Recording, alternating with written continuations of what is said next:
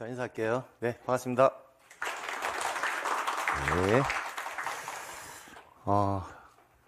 마이크 소리가 왜 이렇게 커졌죠, 이제?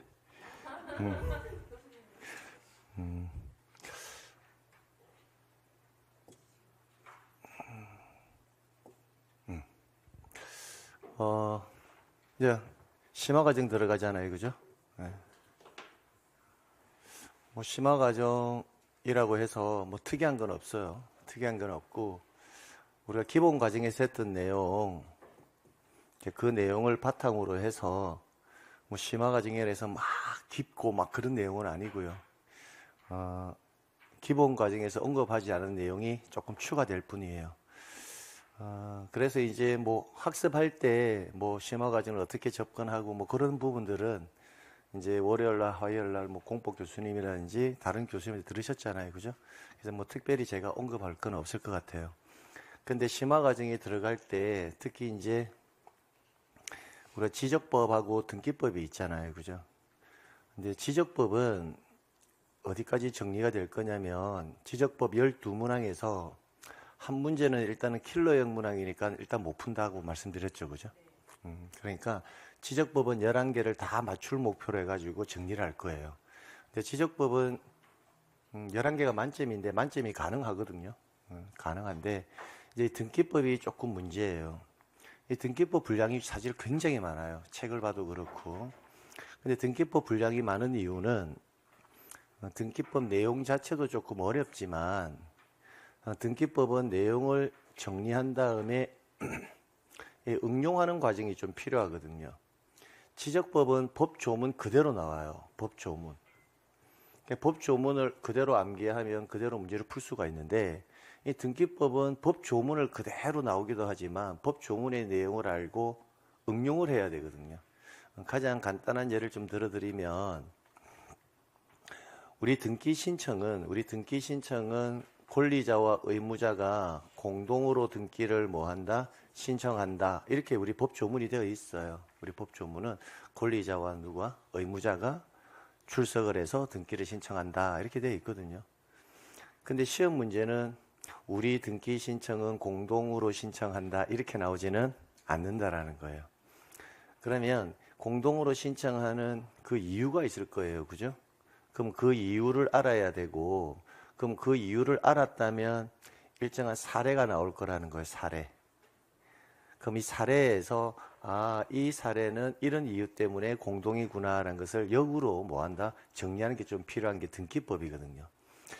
그래서 이제 등기법은 이제 올해 목표가 제가 이제 작년까지는요. 등기법을 최소한 10개 정도는 맞추자.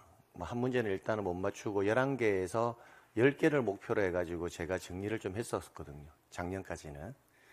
근데 이제 수험생들이 이제 공부를 하는데 공시법만 공부하는 건 아니잖아요. 그죠? 다른 공부도 막 해야 되잖아요. 그죠? 그래서 올해는 목표치를 조금 낮췄어요. 낮춰가지고 한 8개 정도를 가져가자, 등기법은. 그러면 지적법 11개, 등기법 8개 가져가면 19개가 되죠. 그죠? 우리 부동산 공시법이 총 24문항에서 60점이 13.5거든요. 13.5개 맞추면 평균 60점이 돼요. 근데 지적법에서 좀 실수를 한다 하더라도 한 10개, 등기법에서 실수한다 하더라도 한 7개, 그럼 한 17개에서 한 19개 정도 맞추는 수준으로 가게 되면 다른 과목, 뭐 세법하고 연계시켜서 이렇게 가게 되면 70점, 80점까지는 무난하게 나올 수 있다고요. 그래서 이제 한 8개 정도를 목표로 하고 나머지 내문항은 3번으로 그냥 다 밀어버리면 9개까지 가능할 수 있도록. 이제 그렇게 하는 이유가 시간적 제한도 있는데 그 시간 안에 많은 내용을 제가 여러분에게 전달을 해드려도 여러분이 그걸 다 소화하기 어렵더라는 거예요, 실제. 공시법만 공부하는 건 아니니까. 그래서 등기법은 시험에 반드시 출제되는 게 있거든요.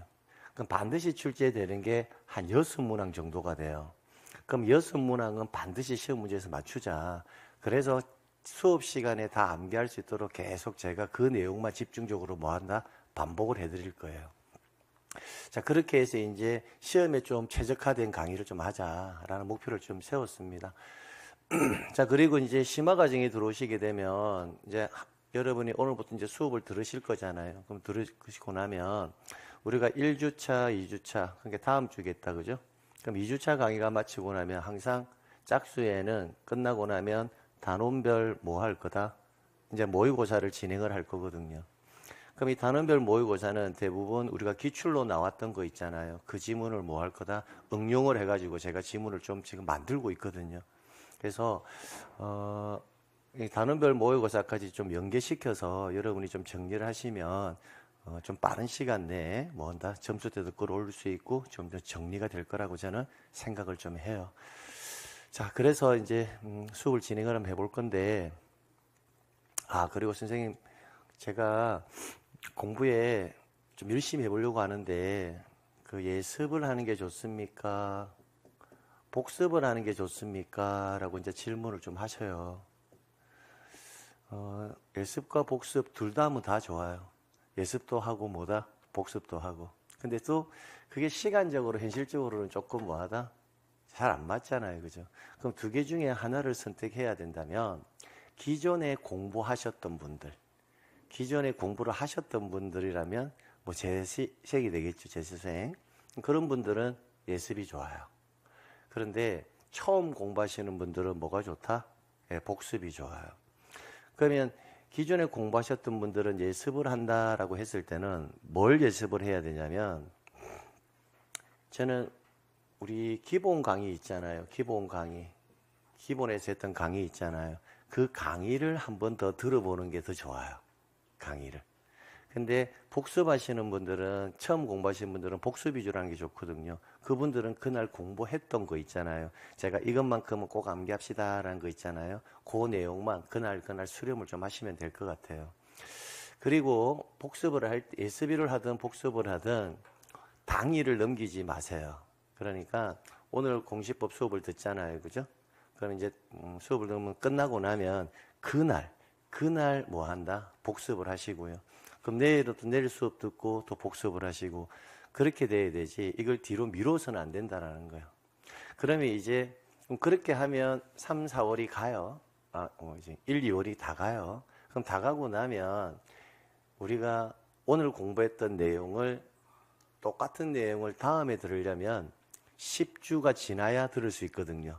그럼 오늘 내가 복습을 했다고 해서 2개월 후에 그 내용이 머릿속에 다 남아있을까요? 안 남아있을까요? 전혀 안 남아있거든요. 근데 이제 대부분 수험생들은 선생님 내가 수업도 열심히 듣고 선생님 하라는데 복습도 다 했는데 2개월이 지나니까 또 아무것도 모르겠어요. 이렇게 되거든요. 그게 정상이에요. 그게 정상. 그러니까 오늘 복습한 내용을 2개월 후에 난 다 기억하고 있다. 그게 비정상이라고요. 그러니까 계속 순환을 돌면서 커리큘럼대로 뭐 하는 거다? 반복을 하는 거예요. 반복을 계속 하면서 계속 익혀나가는 과정입니다. 그래서 잃어버린다고 해서 잊어버려서 선생님 제가 머리가 나쁜가요? 그런 거는 전혀 아니니까, 그래도 그날 최소한 했던 내용은 뭐 하자? 복습을 해두면 다음 순환 넘어갈 때 암기를 할 때 조금 더 빨라져요. 그게 필요하거든요. 그래서 조금 너무 서둘지 마시고요. 모의고사 점수는 최소한 한 8월 달 정도가 되어야 여러분이 원하는 점수의 한 70%나 80% 정도 나올 거예요. 그러니까 그 전까지는요, 너무 점수가 안 나온다고 해서 막 서두르거나 그렇게 하실 필요는 없어요. 자, 그래서 이제 우리 본격적으로 이제 수업을 한번 진행을 해볼 건데요. 제가 담당하는 과목이요, 부동산,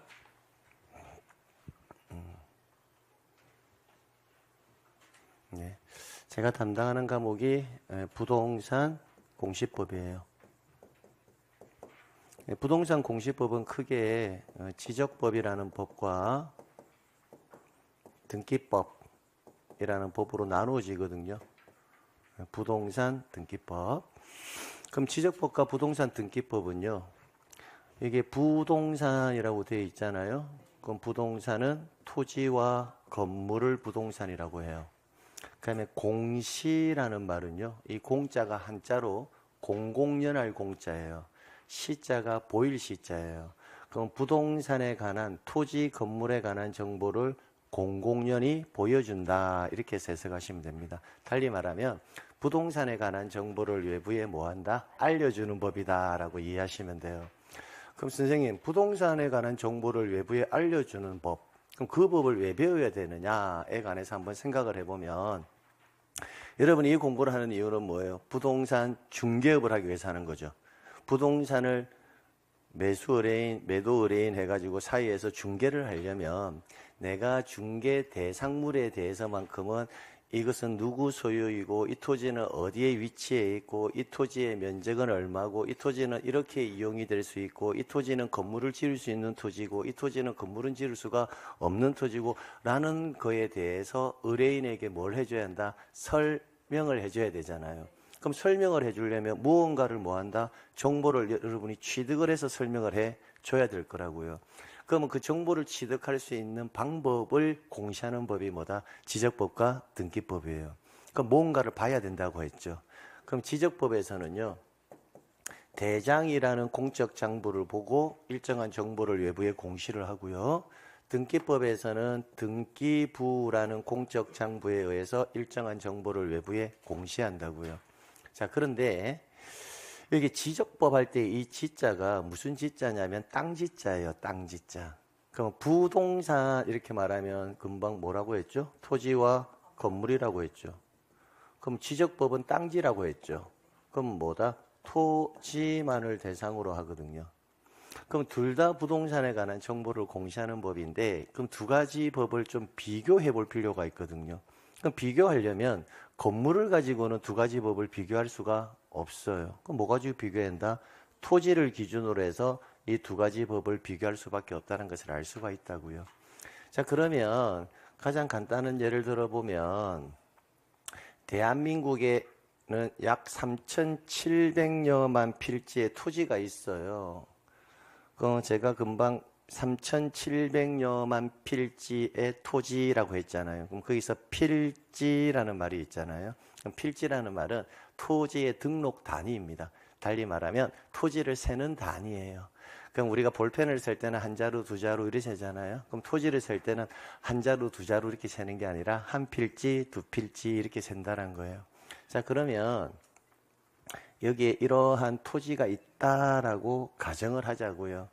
그러면 토지를 셀 때는 뭐라고 센다? 필지라고 센다고 했고요.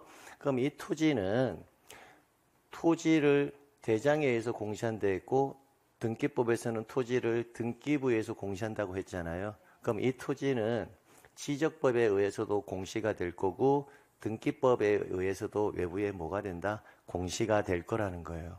그럼 여기서 알 수 있는 게 동일한 토지를 우리나라는 몇 가지 방법으로 공시한다? 두 가지 방법으로 공시한다라는 것을 알 수가 있고요. 그럼 공시되는 공적 장부가 뭐다? 대장하고 등기부다라는 거예요. 그럼 이 토지에 관련되는 정보가 있을 거라는 거예요.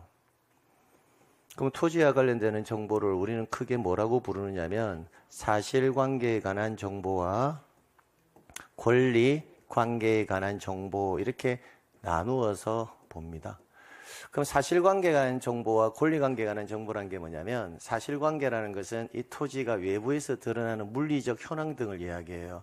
그럼 가령 이 토지는 서울특별시 만약에 강남구 어디에 역삼동에 소재하고 있는 토지고요. 집번은 19번지고요. 지목은 전이고요. 면적은 330제곱미터입니다. 이렇게요. 이 토지의 소유자는요. 김갑동이라는 사람입니다. 약식으로 좀 적을게요. 제가 갑 이렇게요. 이렇게. 그럼 지금 제가 이 토지에 관련되는 정보를 판서를 통해서 여러분에게 뭐 하고 있다? 공시하고 있죠. 그럼 공시하기 전까지는요. 이 토지의 용도가 뭔지를 몰랐거든요. 근데 지금은 알 수 있죠. 뭐라고? 전 이렇게요. 면적은 또 몰랐잖아요. 근데 지금은 알 수 있죠. 330제곱이라고. 이 토지의 소유자가 누군지를 몰랐는데 제가 판서를 하고 나니까 아, 소유자는 김갑동이라는 사람이구나 라는 것을 알 수가 있다고요. 그럼 이런 기본적인 정보 등을 대장에 의해서도 공시가 되고 뭐에 의해서도 등기부에 의해서도 공시가 된다고요. 그러면 달리 말하면 이 토지는 대장에 의해서도 사실관계와 권리관계가 공시될 건데 그러면 그대로 제가 옮겨 적어 볼게요. 그럼 이 토지는 약식으로 적을게요. 역삼동 몇 번지에 19번지에 있고 지목은 전이고 면적은 330제곱미터다. 그럼 소유자는 누구다? 갑. 이렇게 이제 공시가 될 거라고요. 근데 이 토지는요. 토지 뭐다? 등기부에 의해서도 뭐가 된다? 공시가 될 거거든요. 그러면 등기부에도 결국은 뭐다? 사실관계와 권리관계가 공시될 거고요.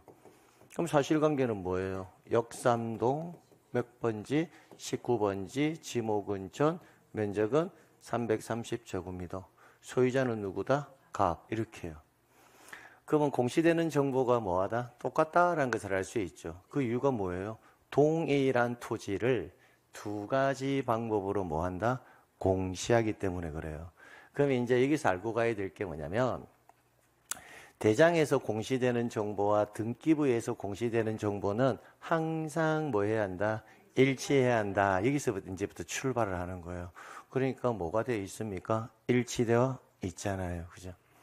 자, 그런데 이제 여기서 이제 또 하나 더 기억해야 될 게 뭐냐면 이런 의문이 드셔야 돼요. 선생님, 네. 대장에서 공시되는 정보와 등기부에서 공시되는 정보는 동일한 토지를 공시하기 때문에 공시되는 정보는 이렇게 동일해야 된다. 그거는 내가 알겠는데 똑같은 정보를 굳이 두 가지 방법으로 공시할 이유가 있을까요? 없죠. 가령 예를 들어서 여러분이 집에서 밥을 만들어요. 밥은 어디에서 합니까? 밥솥에 하잖아요. 그죠? 그러면 밥솥은 하나만 있으면 되지 굳이 두 개, 세 개, 네 개 있을 필요는 없잖아요. 그죠? 그 말은 뭐냐면 다른 정보를 공시한다면 두 가지 방법으로 공시해도 되지만 똑같은 정보를 공시하는데 굳이 두 장의 공적 장부를 가지고 공시할 이유는 전혀 없다고요. 그런데 왜 우리나라는 두 가지 방법으로 공시를 하느냐면 그 이유가 위에 있는 이 사실관계에 관한 정보, 사실관계에 관한 정보에는 강남구 역삼동까지를 우리는 토지의 소재라고 합니다. 19번지를 토지의 지번이라 하고요. 저는 토지의 용도를 말합니다. 지목이라 하고요. 330제곱미터는 이 토지의 면적을 이야기합니다. 김갑동이라는 사람은 이 토지의 뭐다? 소유자입니다. 소유자. 그죠? 이렇게. 그러면 대장에서도 소재, 지번, 지목, 면적, 등기부에서도 소재, 지번, 지목, 면적이 이렇게 공시가 되는데 토지에 관한 물리적 현황에 관한 사실관계에 관한 정보는 이것만 있는 것은 아니에요. 이거보다 훨씬 더 많은 사실관계에 관한 뭐가 있을 거다? 정보가 있을 거거든요. 근데 그 정보 등은요, 어디에만 있느냐면 대장에서만 공시가 돼요. 앞으로 배울 건데, 뭐 토지 이동 사유라든지, 그 토지의 등급이라든지, 그죠? 그러면 그 토지의 개별 공시지가라든지, 그 토지의 기준 소학량이라든지, 달리 말하면 토지의 물리적 현황과 관련되는 것은 소재, 지번, 지목, 면적만 있는 것이 아니라 추가적으로 굉장히 많은 물리적 현황이 존재하고 있다라는 거예요. 그러면 등기부에는요, 그러한 정보가 일체 존재하지 않습니다. 그러면 등기부에는 아주 사실관계에 관한 정보는 제한적으로 공시한다는 거예요. 뭐만? 소재, 지번, 지목, 면적만요. 근데 대장에는 소재, 지번, 지목, 면적뿐만 아니라 추가적으로 굉장히 많은 사실관계에 관한 정보가 기록되어 있습니다. 그럼 우리가 여기서 알 수 있는 것은 뭐냐면요. 여러분이 만약 토지를 소유하고 있다라고 가정을 한번 해보세요. 내가 이 평촌동에 토지를 소유하고 있는데 그럼 너 토지에 관련해서 사실관계에 관한 정보가 궁금할 수도 있고 권리관계에 관한 정보가 궁금할 수도 있잖아요.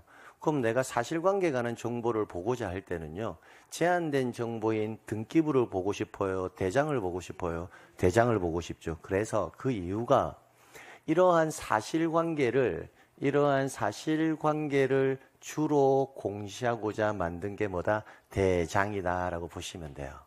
자, 그 다음에 권리관계인데요. 자, 갑이라는 사람이 지금 현재 소유자잖아요. 그죠?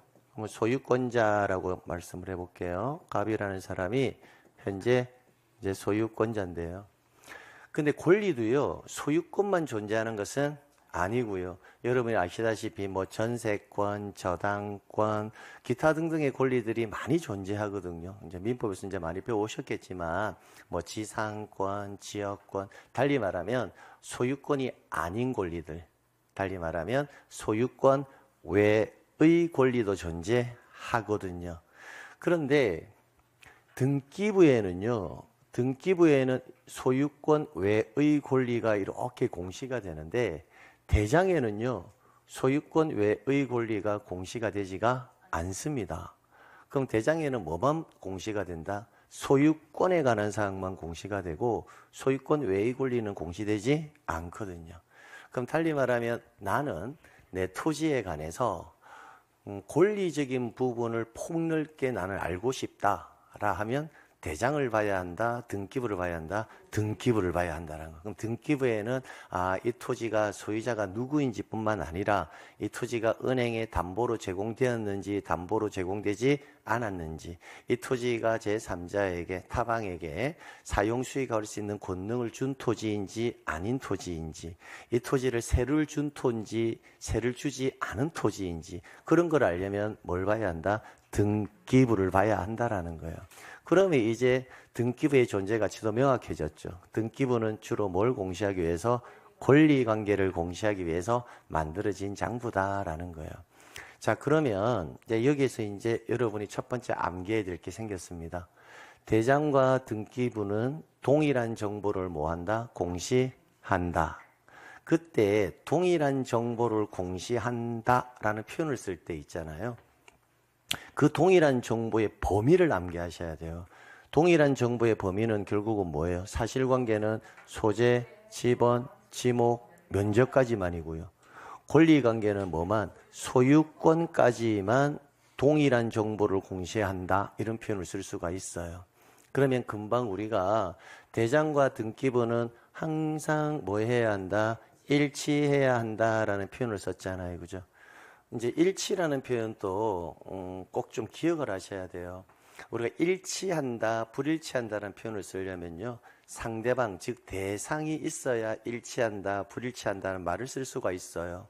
가령 예를 들면 앞에 대상이 없는데 제가 이 사람과 저는 이런 게 일치해요. 이 사람과 저는 이런 거는 불일치해요. 이렇게 얘기하면 저는 미친놈이 되죠. 근데 앞에 대상을 두고 이 사람과 저는 이게 일치해요. 이 사람과 저는 이게 불일치해요. 이거는 미친놈 소리를 안 듣잖아요.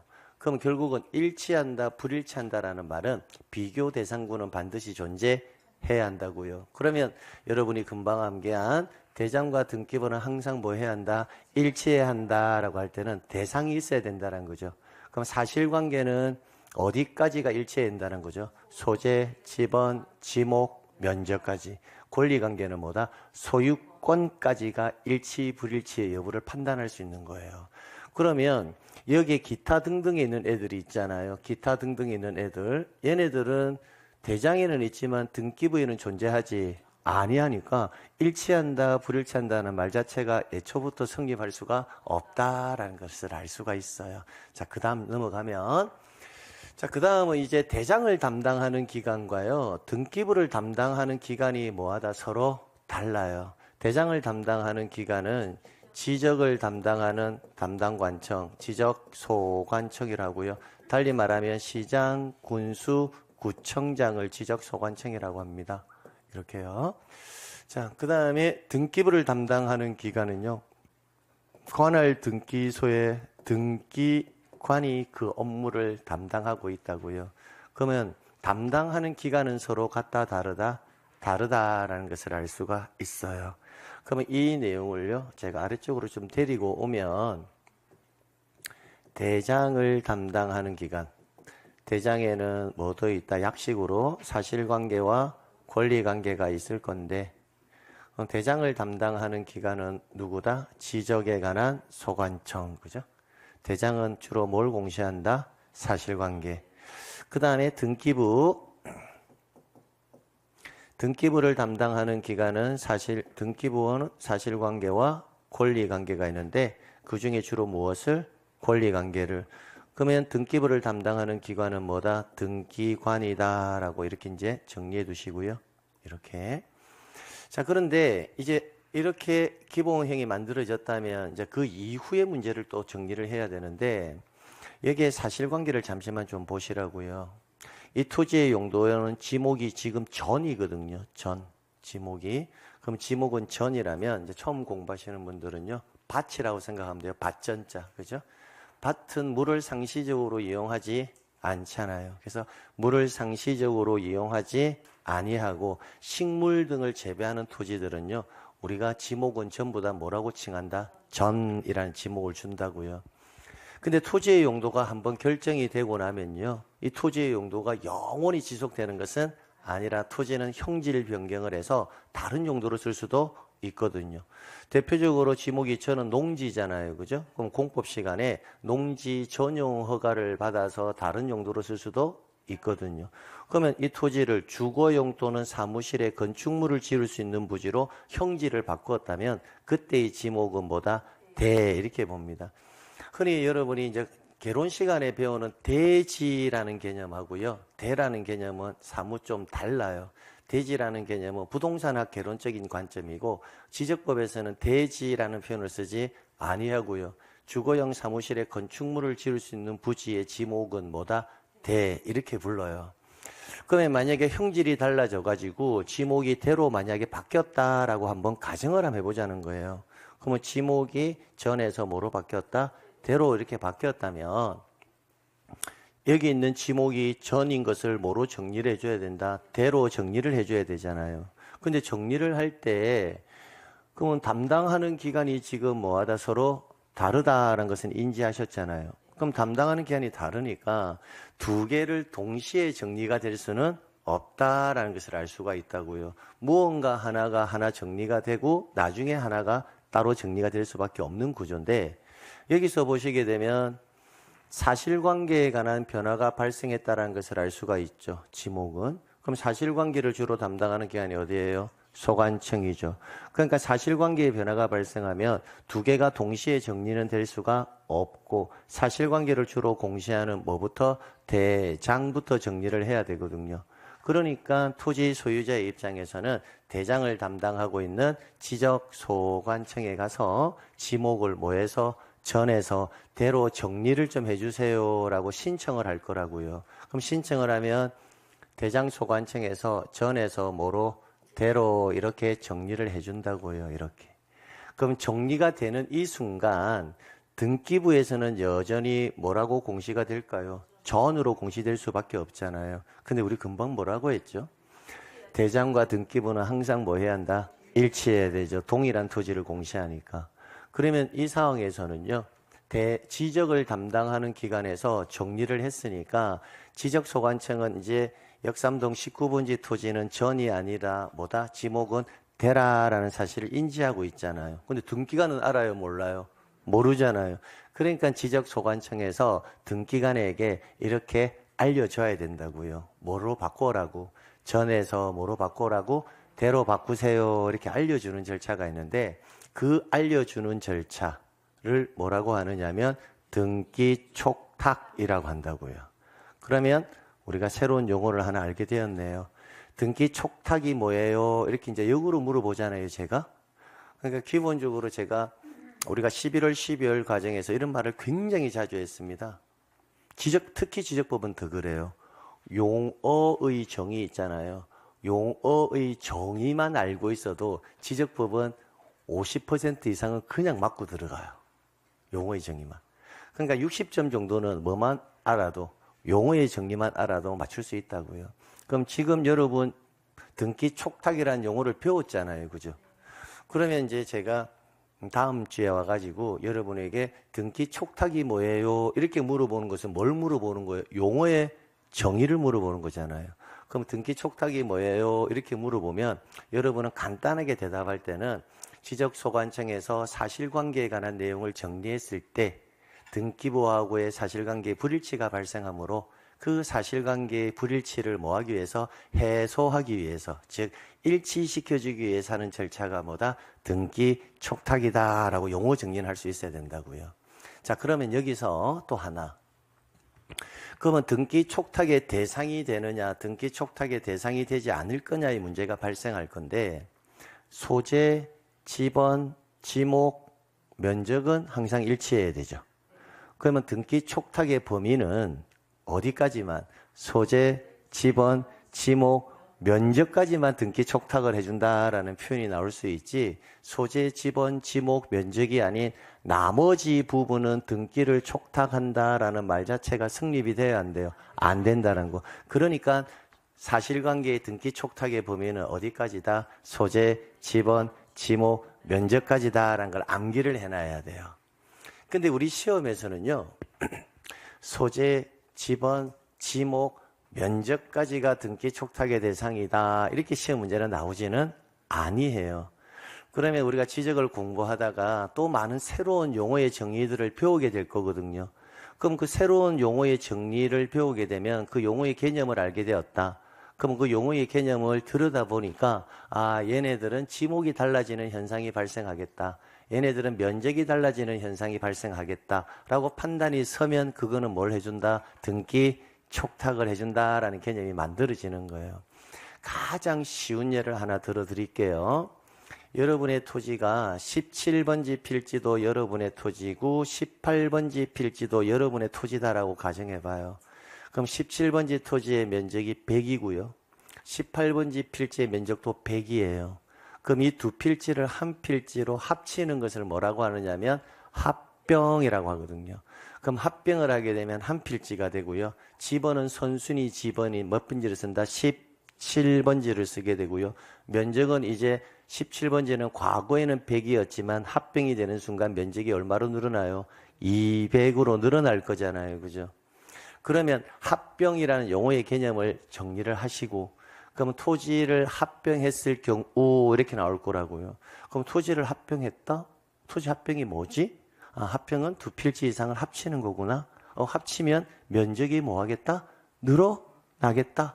아, 그럼 면적의 정리가 이루어져야 하겠다라는 판단이 서잖아요. 그럼 합병하면 면적이 뭐 한다? 늘어난다고요. 그럼 면적이 늘어나면 합병에 의해서 사실관계를 정리하면 면적이 뭐 한다? 늘어날 거니까. 그럼 늘어난 면적으로 정리하겠다, 그죠? 그럼 쉽게 말하면 금방 이야기한 것을 그대로 한번 적어보면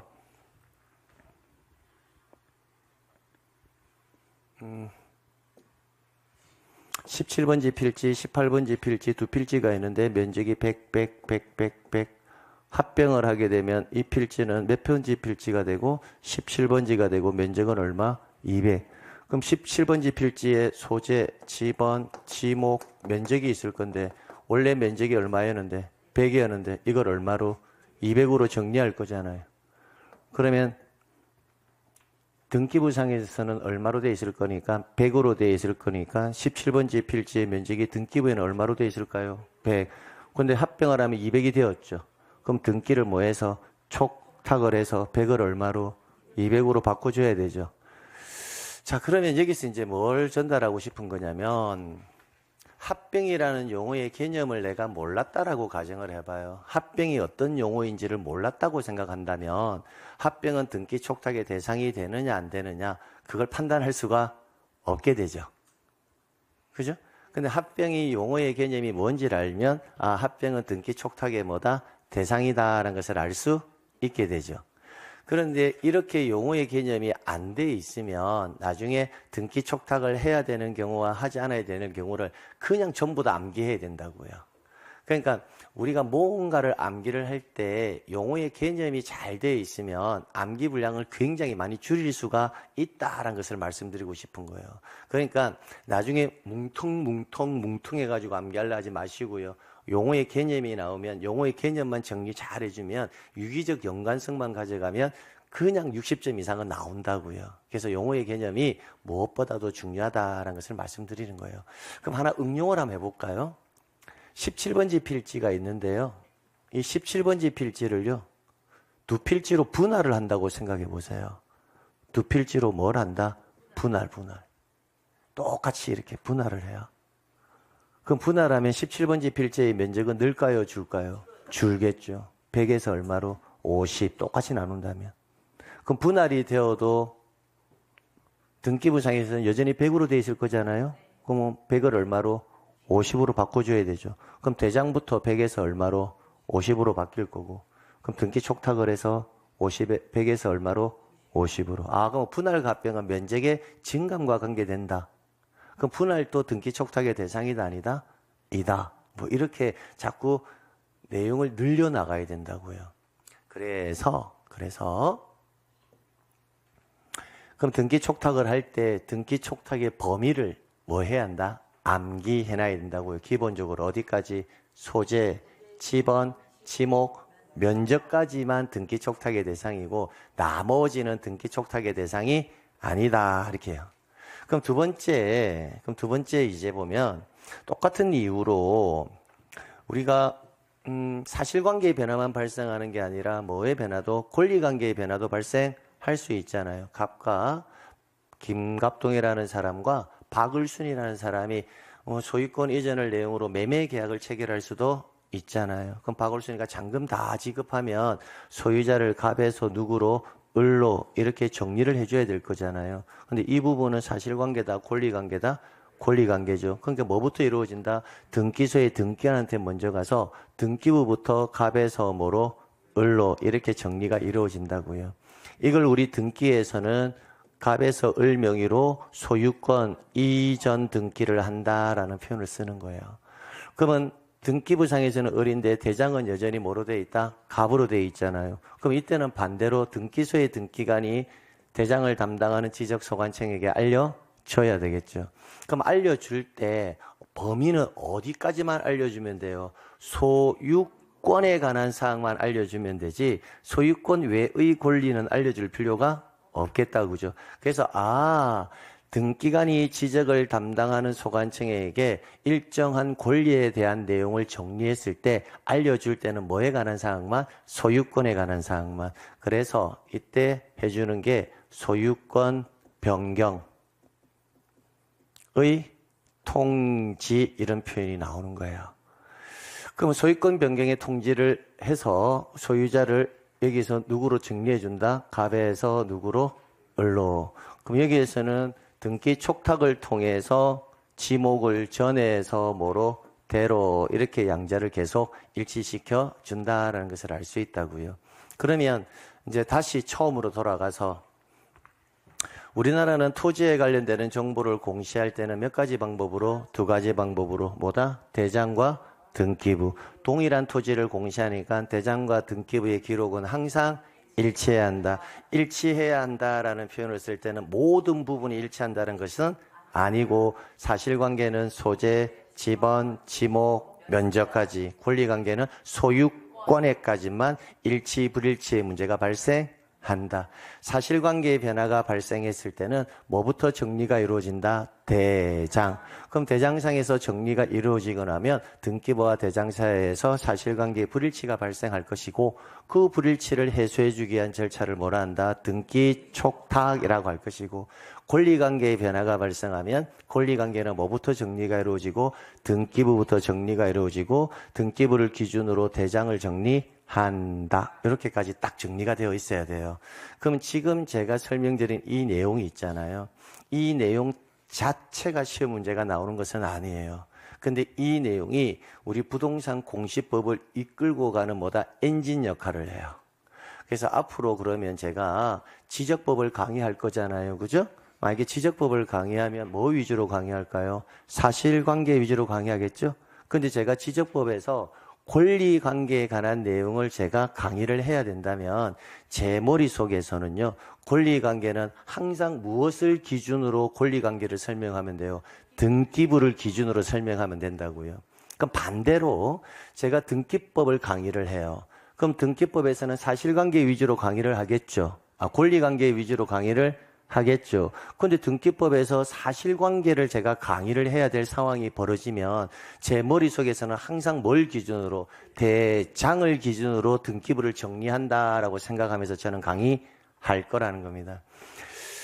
등기법과 지적법은 이런 구조예요. 아주 간단하게 설명하면 지적법의 목적은 뭐냐면 토지의 물리적 현황을 소관청에서 조사해서 대장이라는 곳에 기록해 나가는 과정이에요. 그 기록된 것을 일반 국민들에게 뭐 해주겠다? 공시해 주겠다라는 거예요. 등기부는 일상생활에서 발생하는 많은 권리관계들이 있을 거잖아요. 그것을 등기부에 뭐해서 기록해가지고 외부에 뭐 해준다? 공시해주겠다라는 거거든요. 되겠죠? 자, 그러면 여기서 이제 요 내용은 반드시 암기돼야 되는데, 여기서 이제 하나 더 추가적으로 암기해야 될 게 뭐냐면, 등기부와 대장은 항상 뭐 해야 한다? 일치해야 되는데, 만약에 등기부와 대장이 뭐가 발생하면, 불일치가 만약에 발생하면, 그 우리나라는 불일치가 발생할 수 있다는 것을 확인하셨죠? 불일치가 만약에 발생하면 사실관계는 항상 뭐가 기준이다? 대장이 기준임을 알 수가 있어요. 사실관계는 대장부터 정리가 되고 이후에 등기부가 정리될 거니까. 그래서 항상 사실관계의 기준은 뭐다? 대장. 이렇게 정리를 꼭 해놓아야 돼요. 그 다음에 권리관계의 기준은 뭐부터 정리가 이루어지고 등기부부터 정리가 이루어지고 대장이 정리가 되니까 권리관계는 등기부를 뭐로 하여 기준으로 해서 정리해야 한다라는 겁니다. 자, 그러면 여기서 제가 하나 아직까지 배우지는 아니한 내용입니다. 이제 심화 과정에 들어왔으니까 처음 공부하시는 분들은 지금 이 질문에 대해서 생각지 않으셔도 돼요. 근데 11월, 12월 기본 과정을 학습하신 분들은요, 지금부터 제가 질문하는 내용을 배우진 아니했지만 한번 추론을 한번 해보세요. 추론을 해볼 수 있거든요. 자, 소유권 보존 등기라는 것은 등기부를 최초 뭐 할 때, 개설할 때 쓰는 게 소유권 보존 등기예요. 그러면 소유권 보존 등기할 때 등기부의 양식은 표제부, 갑구, 을구로 구성되어 있고요. 표제부에는 부동산의 표시인 사실관계가 기록됩니다. 사실관계. 그 다음에 갑구에는 소유권에 관한 사항이 기록되고요. 을구에는 소유권 외의 권리가 기록될 건데, 그럼 최초 등기부를 개설할 때 하는 등기가 소유권 보존 등기예요. 그러면 소유권 보존 등기를 만약에 여러분이 토지 소유자예요. 공유수면을 매립해서 새로운 토지가 만들어졌다고요. 그럼 여러분이 소유권 보존 등기를 신청하러 갈 때 등기관에게 이거 제 토지입니다. 제가 소유자임을 공시해 주세요 라고 소유권 보존 등기를 신청하러 갈 때 등기관에게 부동산 표시를 증명할 수 있는 서면 대장을 과연 첨부해서 가야 될 거냐, 첨부하지 않아도 될 것이냐 라는 것을 한번 생각해 보세요. 대장을 과연 첨부해야 될지 안 해야 될지. 조금만 생각해 보세요. 한 30초만. 해야 되나요? 그 해야 될 이유가 뭐죠? 그렇죠. 그거란 말이에요. 왜냐하면 소유권 보존 등기를 할 때는요. 소유권 보존 등기할 때 우리가 최초 표제부도 만들고 그 다음에 갑구도 만들고 을구는 소유권 이해 권리가 없으니까 안 만들어도 되거든요. 그러면 갑구와 표제부는 만들어야 되거든요. 이 표제부에 기록되는 게 부동산의 뭐다? 표시거든요. 부동산의 표시가 달리 말하면 사실관계예요. 그러면 이걸 등기관이 기록을 하려면 이걸 기록은 최초 만들어야 되잖아요. 만들려면 뭘 봐야 돼요? 대장 봐야 돼요. 이 구조라고요. 그러니까 등기관이 등기 업무를 볼 때 여기에 표제부에서 하는 업무는요. 등기관은 무조건 뭘 봐야 한다? 대장을 근거로 할 수밖에 없는 거예요. 왜? 사실관계의 기준은 항상 뭐다? 대장이기 때문에 그래요. 그러면 소유권 보존 등기할 때는 대장을 반드시 첨부한다. 이런 게 우리 등기법을 공부하는 방식이에요. 그냥 보존 등기 신청 시 제공되는 서면이 뭐냐? 첫 글자를 따가지고 그러니까 이거 제공한다. 이렇게는 공부하면 공부가 힘들어서 안 돼요. 그럼 대장이라는 어떤 정보는 표제부와 관련되는 어떤 등기를 할 때는 뭘 첨부해야 한다? 대장. 이런 개념으로 접근한다고요. 그러면 이 부동산의 표시 있잖아요. 부동산의 표시가 달라질 수도 있잖아요. 그걸 부동산 표시의 무슨 등기? 변경 등기라는 표현을 쓰거든요. 그럼 부동산 표시의 변경 등기. 등기관이 이 등기하려면요. 대장부터 먼저 정리가 되어야 돼요? 안 돼야 돼요? 되어야 돼요. 대장에서 먼저 정리가 되어야 부동산 표시에 관한 변경 등기를 할 수가 있는 거예요. 그래서 엄밀하게 말하면 이때 등기 촉탁이라는 표현이 나오잖아요. 우리 법조문에는 등기 촉탁이라고 되어 있는데 이 등기 촉탁의 원문. 원문은 뭐냐면 부동산 표시에 관한 변경 등기를 촉탁한다. 이게 원문이에요.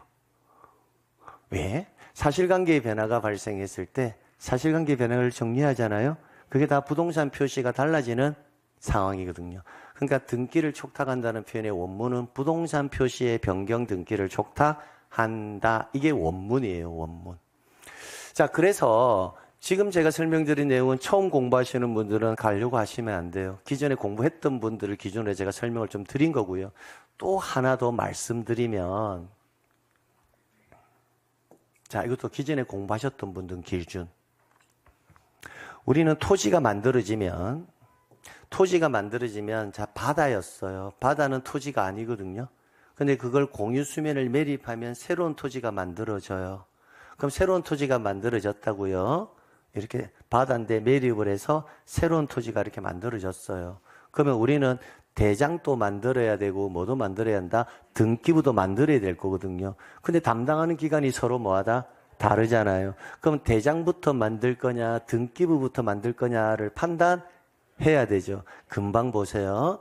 여러분 소유권 보존 등기할 때 등기부 최초 개설하는 게 뭐다? 소유권 보존 등기죠.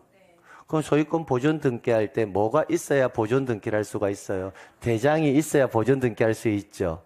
그러면 우리나라는 최초 토지가 만들어지면 등기부부터 예초부터 만들 수가 있다 없다? 없다라는 거예요. 왜? 표제부를 만들어야 되는데 표제부를 만들 근거가 없으니까. 그래서 우리나라는 새로운 토지가 만들어지거나 공유수면을 매립해서 또는 건물을 신축하거나 하게 되면 항상 선, 등록, 그 다음에 후 등기가 이루어지는 이유가 거기에 있어요. 항상 뭐부터 이루어진다? 등록부터 해야 돼요. 즉 뭐부터 만들어진다? 대장부터 만들어진다고요. 그래서 선등록할 때 최초 등록하는 것을 뭐라 한다? 신규 등록이라는 표현을 쓰는 거예요. 그래서 신규 등록을 해서 대장이 만들어져야 이후에 그 대장을 가지고 등기부도 개설할 수가 있다. 이런 구조가 만들어지는 거예요. 그래서 후 등기가 소유권 뭐다? 보존 등기거든요. 그래서 우리나라는 선등록 후 등기가 원칙이다. 그래서 제가 기본 과정할 때는요, 그냥 일단 이거는 서남기부터 하세요라고 했거든요. 이해하려고 하지 말고 우리나라는 기본적으로 선등록 후 등기가 원칙입니다. 이거 그냥 암기하세요라고 했잖아요. 그죠? 그때는 이런 지금 제가 왜 선등록 후 등기가 원칙인지 그 내용을 11월, 12월 과정에 제가 알려드리려면 지금 제가 설명드린 전체적인 내용까지 다 알고 있는 상태에서만 가능하거든요. 이게. 즉 신규 등록이라는 용어도 알아야 되고 보존 등기라는 용어도 알아야 되거든요. 근데 첫 수업을 하는데 선등록 후 등기를 설명하려면 등기법, 지적법 전반을 다 설명해야 되잖아요. 그러니까 항상 제가 여러분에게 일단 어떤 내용이 필요에 의해서 제가 이해는 꼭 시켜드릴 건데 먼저 선암기부터 하고 후에 이해해야 될 것들이 있고 이해부터 하고 암기해야 될 것들이 있거든요. 그런 것들은 제가 조절할 거예요. 그래서 일단 이 부분은 먼저 암기부터 해주세요라는 것들이 있잖아요. 그런 것들은 뭔 말인지는 몰라도 일단은 뭐부터 한다? 암기부터 하시라는 거예요. 해놓으면 그게 나중에 뭐 한다? 전체적인 흐름 안에서 이게 그래서 되는구나 라는 것을 후 이해하는 것도 이 공부의 한 방법이라고요. 자, 그러면 선등록 후 등기까지 왔었죠? 그럼 오셨다면 생각해 보세요. 그러면 신규 등록이 되어야지만 소유권 보존 등기가 된다는 거죠. 그러면 신규 등록 생각해 보세요. 자, 지금부터 제가 금방 신규 등록을 이제 했어요. 그럼 신규 등록을 해도 사실관계에 관한 정리가 새롭게 만들어질 거잖아요. 그죠? 그럼 신규 등록이 되고 나서 사실관계의 일치를 위하여 등기관에게 등기를 촉탁한다. 이 말 자체는 예초부터 성립이 돼야 안 돼요? 안 되죠. 왜 안 되느냐면 금방 등기 촉탁이라는 것은 뭐였어요? 사실관계가 불일치한 것을 뭐하기 위해서? 일치시키기 위해서 한다고 했죠. 그럼 일치라는 용어는 뭐예요? 상대방이 존재해야 일치, 불일치란 말이 발생하거든요. 근데 등기부 자체가 존재하지 않으니까 이 경우에는 일치, 불일치라는 용어 자체가 성립할 수가 없죠. 그러니까 일치한다, 불일치한다는 용어를 여러분들이 일상생활에서 자주 쓰고는 있지만 정확하게 일치, 불일치도 이번 기회에 일치, 불일치라는 용어는 대상이 있어야지만 성립하는 용어다라는 것도 가져가야 된다고요. 그래서 일반 사회생활에서 쓰는 용어와 법에서 사용하는 쓰는 용어는 좀 더 구체적으로 가져가야 될 경우의 수가 많아요.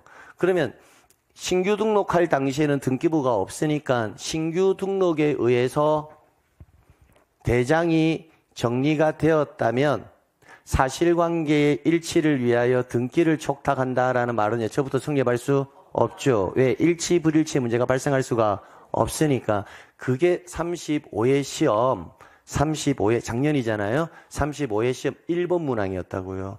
공간정보의 구축 및 관리 등에 관한 법령상 사실관계에 관한 내용을 정리를 했을 때 등기 촉탁의 대상이 되지 않는 것 해가지고요. 정답이 뭐다? 신규 등록이었다고요. 신규 등록. 그러면 이 신규 등록이라는 용어는 아주 기초적인 거거든요. 그러면 신규 등록은 그러면 시험 문제 우리가 시험을 치기 위해서는 등기 촉탁의 대상이 아닌 것 나오면 답은 신규 등록 이렇게 이제 암기는 하는 게 맞는데 이 과정의 흐름도 제가 설명을 드릴 때는 그 이유가 있다고요. 여기에서 응용이 될 수 있는 것들이 뭐하다? 많기 때문에. 그래서 제가 뭔가 설명을 좀 더 하고 있을 때는 그게 집중을 하셔야 된다고요. 지금은 아니지만 선생님이 지금 말하는 것들이 다른 어떤 여타 논리에 뭐한다? 응용이 될 수가 있구나라고 생각을 했어야 하면 여러분이 강의를 집중할 수가 있거든요.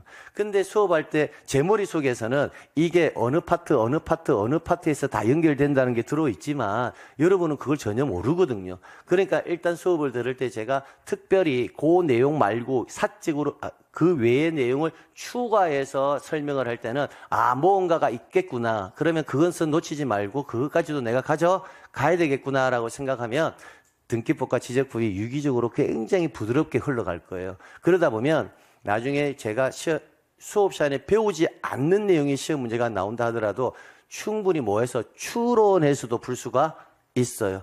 그런 것들이 대부분 뭐다? 킬러형 문항이에요. 그래서 킬러형 문항까지는 제가 강의를 하진 않지만 추론해서 풀 수 있는 정도의 실력은 뭐한다? 만들어 드릴 거라고요. 자, 됐습니다. 자, 그래서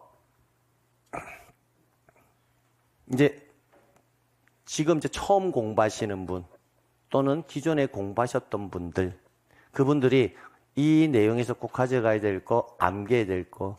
우리나라는 토지를 공시할 때는 몇 가지 방법? 두 가지 방법. 대장과 등기부. 두 가지 방법으로 공시하는 이유는 사실관계를 주로 공시하고자 만든 게 대장, 권리관계를 주로 공시하고자 만든 게 등기부. 대장과 등기부는 항상 일치해야 한다. 모든 것이 일치하는 것이 아니라 사실관계는 소재, 지번, 지목, 면적, 권리관계는 소유권까지만 일치해야 한다. 나머지는 일치, 불일치의 문제는 발생하지 않는다. 담당하는 기관은 서로 같다, 다르다. 사실관계의 변화가 발생하면 뭐부터 정리가 이루어진다? 대장. 대장상의 정리가 이루어지고 나면 등기부 사이에서 불일치가 발생하고 그 불일치를 해소하기 위한 절차를 뭐라고 한다? 등기촉탁. 그럼 등기촉탁의 대상은 모든 범위가 아니라 소재, 지번, 지목, 면적까지만 등기촉탁의 대상이 된다. 반대로 권리관계의 변화는 뭐부터 정리가 이루어진다? 등기부. 그럼 등기부상의 정리가 이루어지고 나면 대장과의 일치를 위해서 해주는 절차가 뭐다? 소유권 변경의 통지. 대장에는 뭐밖에 없기 때문에 소유권밖에 없기 때문에 소유권에 관한 사항만 통지해주면 된다. 여기까지. 양자의 불일치가 발생하면 사실관계의 기준은 뭐다? 대장. 권리관계의 기준은 등기부.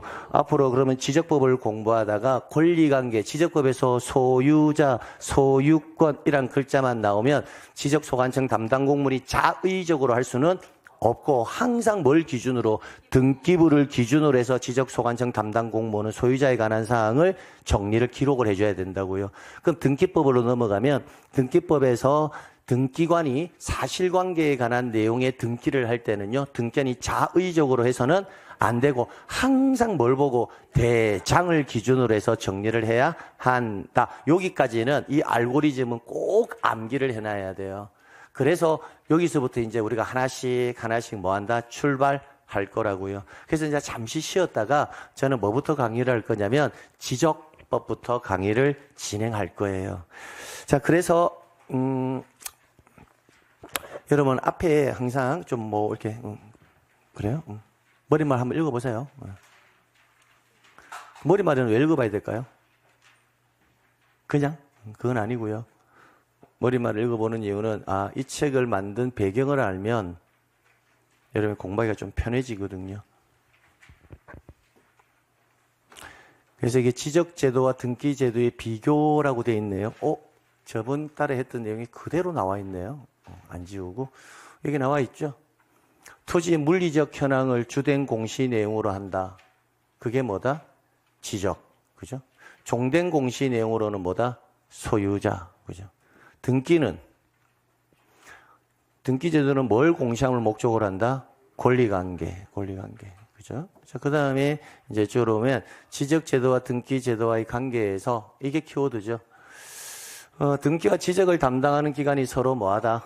다르다라는 거. 그러면 사실관계에 관한 사항은 뭘 기초로? 대장을 기초로 등기부를 일치시켜야 하며, 그때 사실관계의 기준은 대장을 기준으로 등기부를 일치시킨다 할 때는 모든 것이 아니라 뭐다? 소재, 지번, 지목, 면적만 대상이 된다는 거 기억하셔야 되고요.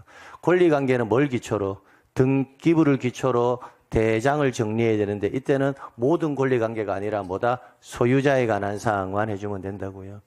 따라서 양자의 불일치가 발생하면 권리관계의 기준은 뭐다? 등기부, 사실관계의 기준은 대장 이렇게요.